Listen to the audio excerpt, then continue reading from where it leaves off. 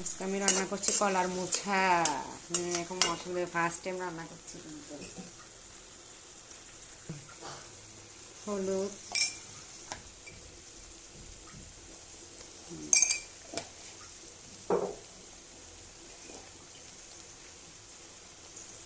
ধনিয়া,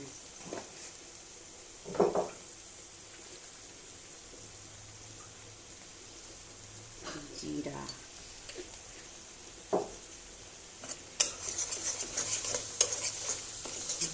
খতম কিন্তু কষানো হবে, তারপরে ওটা ব্লেন্ডার করে ফেলছি। ফোড়ন বেশি দিব না, যেহেতু একটু সিদ্ধ করার সময় দিয়েছিলাম, তাই আর দিব না, পরে আবার দিব। এখন আমার ইয়েটা দিয়ে দিই।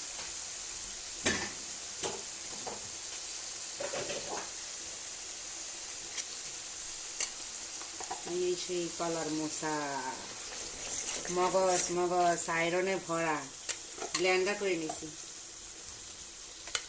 বলছে আমি প্রথম রান্না করছি, দেখা যাক কেমন হয়। কষানোর মধ্যে হয়ে যাবে। দিছে ভাগ্নি জামাই, ভাগনা বউ বলে দিছে, আর আমি রান্না করছি। তিনজনের ভালোবাসা এটার ভিতর, দেখা যাক। সকালে সিদ্ধ করে রাখছিলাম, মানে সকাল মানে 2:30-3টার দিকে সিদ্ধ করে রাখছি, গায়ের শ্বাস ছিল তখন।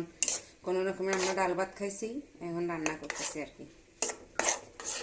গ্যাস থাকে না আমাদের।